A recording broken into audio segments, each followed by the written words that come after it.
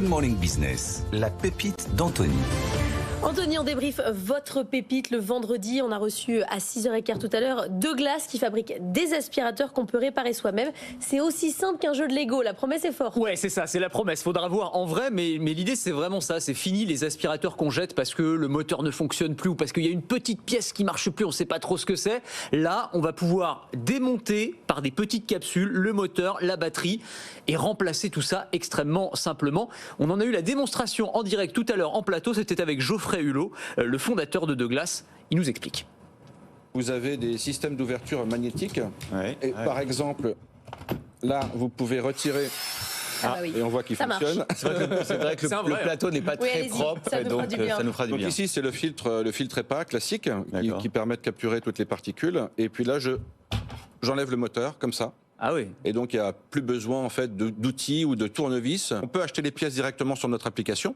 Et donc l'idée c'est que quand il y a une prédiction qui analyse en fait l'état de santé du produit, qui dit bah voilà il y a une pièce qui commence à être défectueeuse, vous allez sur l'application directement et vous commandez la nouvelle pièce.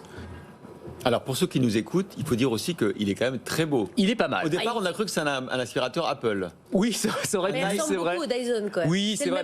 Il y a le côté ligne très épuré. Encore plus beau parce qu'il est encore plus épuré. Mais c'est vrai que le design est très réussi, c'est vrai. Après, ça a un coût. Alors, c'est ça, vous avez raison. C'est aussi le prix de ces aspirateurs haut de gamme, mais avec l'idée que c'est un investissement de long terme. Un aspirateur pour la vie. Alors, à vie, je sais pas, mais en tout cas, dont on va pouvoir changer les pièces. C'est ce qu'ils nous expliquaient en commandant sur leur site. Alors, c'est des pièces, le moteur sera à 40-50 €, c'est ce qu'ils nous expliquaient.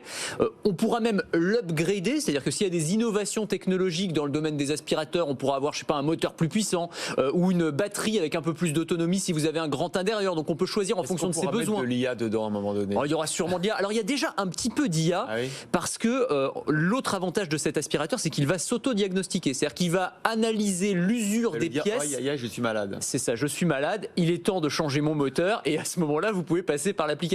Je trouve que c'est pas mal. On est sur une tendance de fond, celle de la réparabilité. Et il récupère celui qui. Et en plus, il récupère les anciennes pièces. Et vraiment, on voit bien sur les smartphones, sur l'électroménager, il y a les indices de réparabilité qui arrivent. Donc là, pour le coup, ils sont sur un gros marché, un marché très porteur, quoi. Entre 699 et 899 selon la capacité de la batterie. Oui, c'est ça, absolument. Alors, c'est le point faible, c'est peut-être ça. C'est effectivement le prix. Ils vont se positionner sur. Si c'est pour la vie. Si c'est pour la vie, oui. Mais après, moi, la question que je me pose toujours avec ces appareils réparables, c'est est-ce que c'est pas finalement on l'achète en se disant ah oui c'est bien pour la planète et puis oui je le réparerai et puis au moment où la panne survient vous dites oh la flemme finalement je vais en acheter un autre quoi. Est-ce que les gens ont vraiment cette si vous l'avez payé vraiment cher ouais oui. C'est vrai. Alors je sais que Christophe il est très bricoleur mais il y a non. mais moi c'est facile, c'est un truc avec sur aimant vous voilà. Ça va pas l'air très compliqué. Le monsieur il est parti, il avait oublié son filtre un tournevis. Attention à ne pas oublier son filtre. Produit pas encore sorti, je dis ça pour Christophe qui va peut-être l'acheter. Le précommander.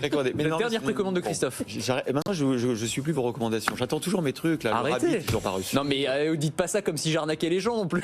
Non, vous êtes une très belle personne.